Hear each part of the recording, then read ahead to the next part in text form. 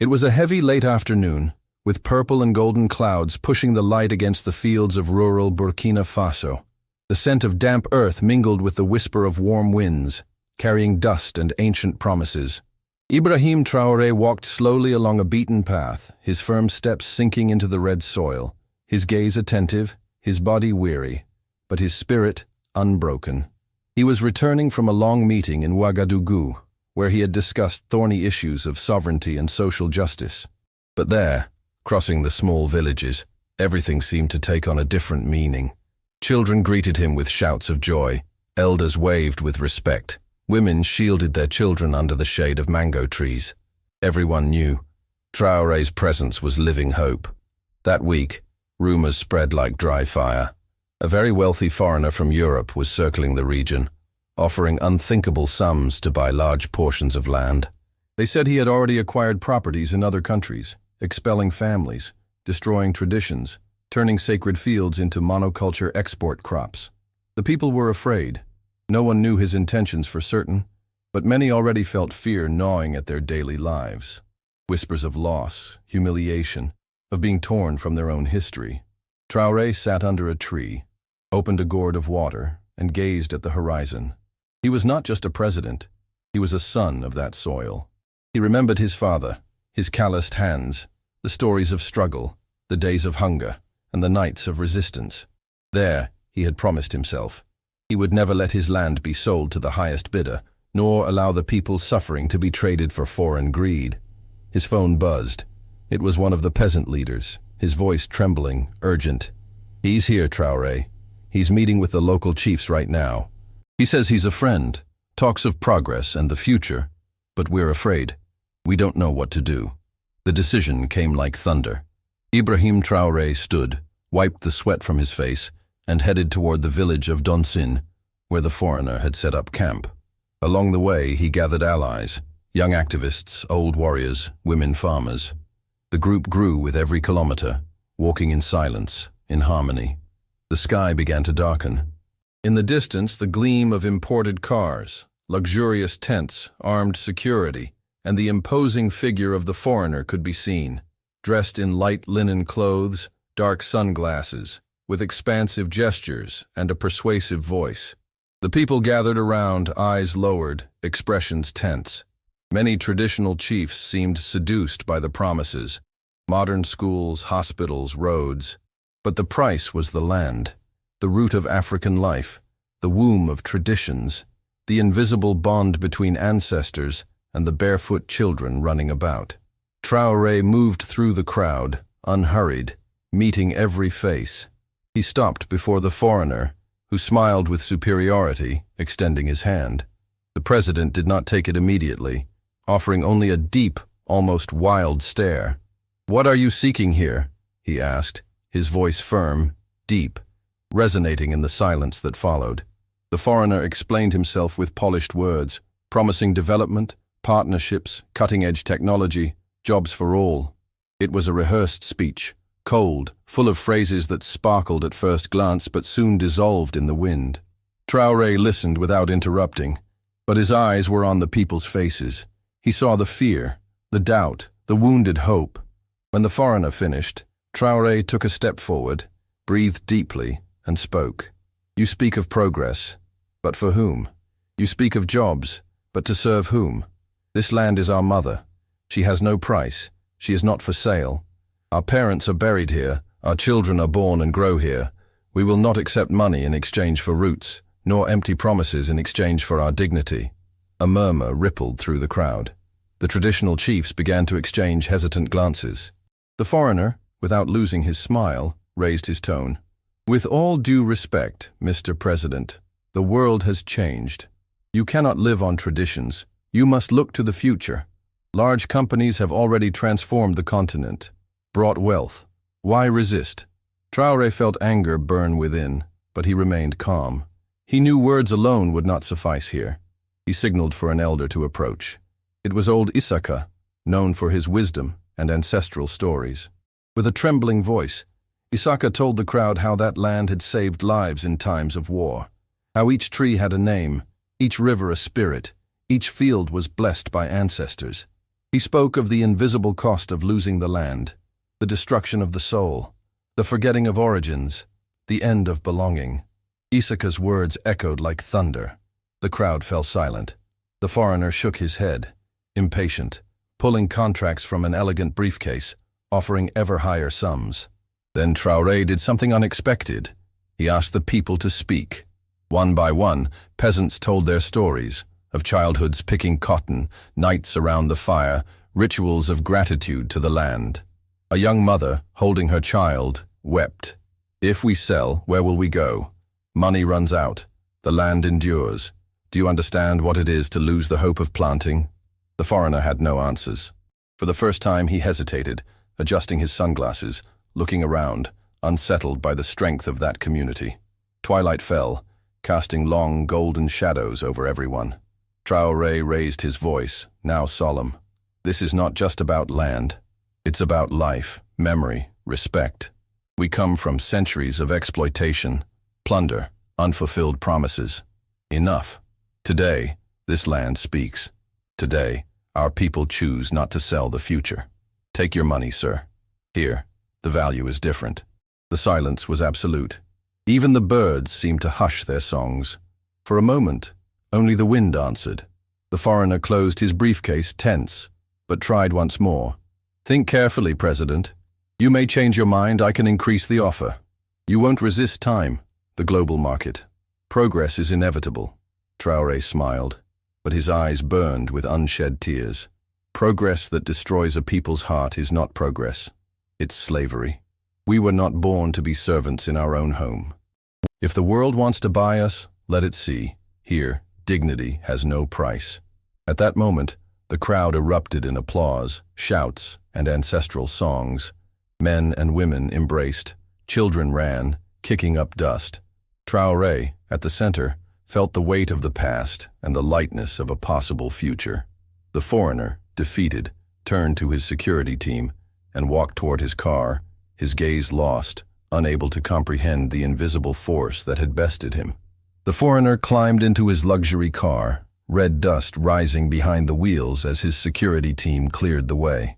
The headlights cut through the falling darkness, mingling with the glow of the villagers' makeshift torches. For a moment, everything hung suspended in time, a near-sacred silence where hearts beat stronger and eyes gleamed with tears of relief, pride, and redemption. Traoré, still standing in the center of the dirt plaza, took a deep breath. He knew this victory was but a chapter in a much larger struggle. Gradually, people approached, some kneeling, others raising their hands to the sky, giving thanks in prayers and songs that echoed through the surrounding woods. An elderly woman with white hair, leaning on a staff, touched Traoré's arm with respect. "My son, today you didn't just protect our lands. You saved our name, our blood." He smiled, bending down to receive her blessings, feeling the warmth of her gratitude like an invisible shield. Soon the young began to dance, forming vibrant circles, barefoot feet pounding the ground like drums of celebration.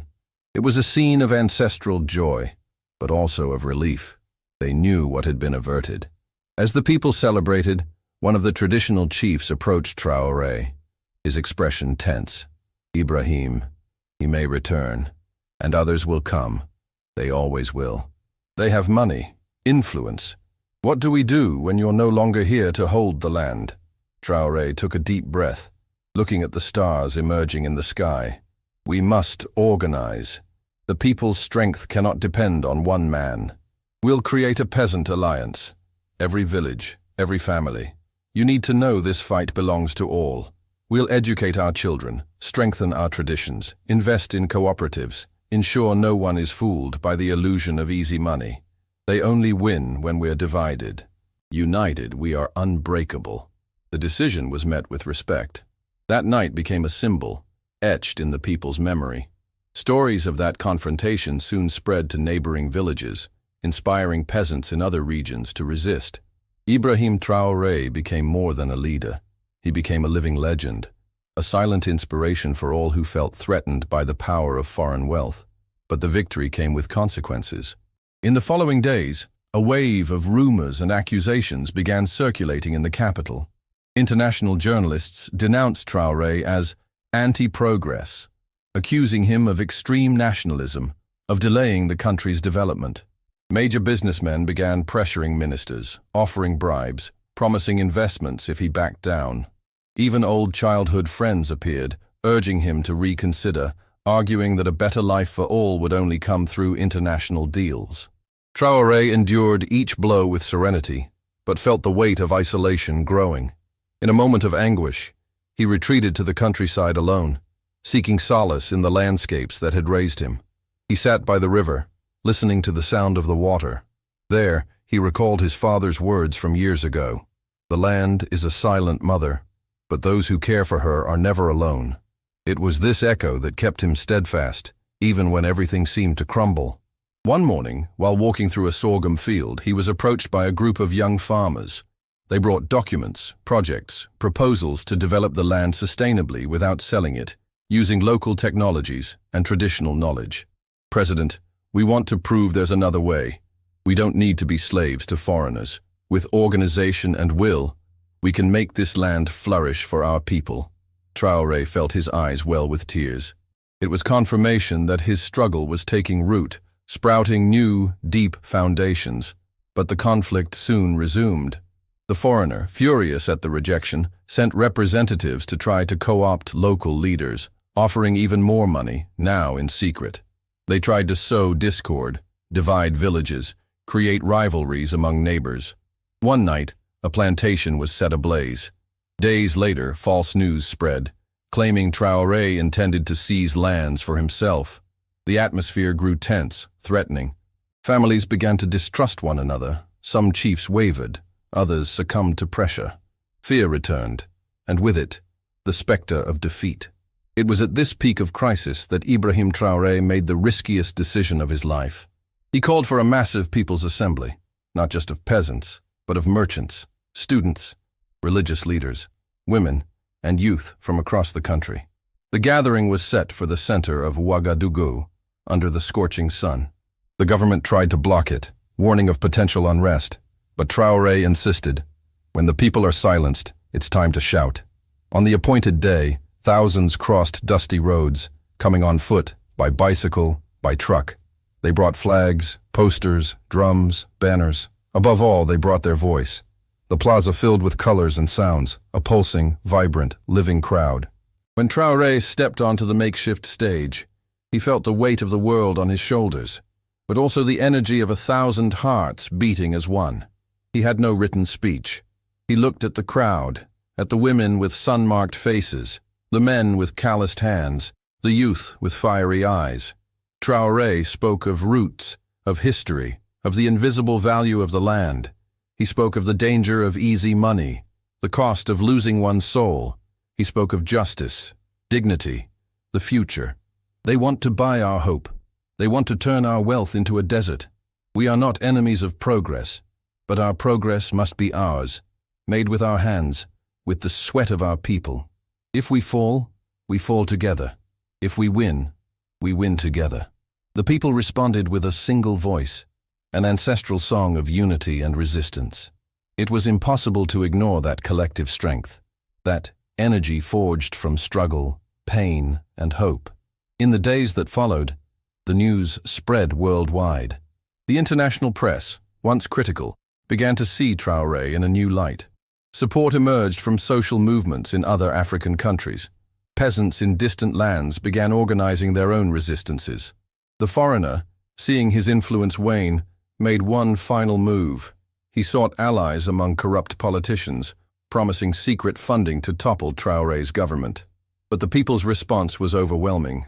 When, in a silent dawn, they tried to invade the peasants' assembly, they were met not with weapons, but with a crowd of lit candles and songs of struggle.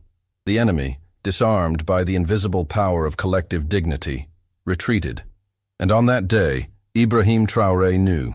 The land was saved, but more than that, the people's spirit was awakened, reborn, ready to face any new challenge.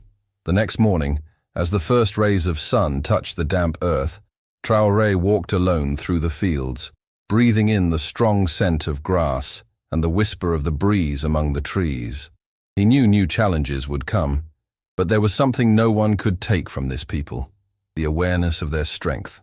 In the distance, children played, farmers smiled, and for the first time in a long while, hope and dignity walked side by side.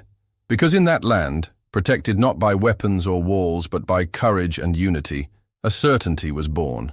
True progress flourishes where there is justice and living roots.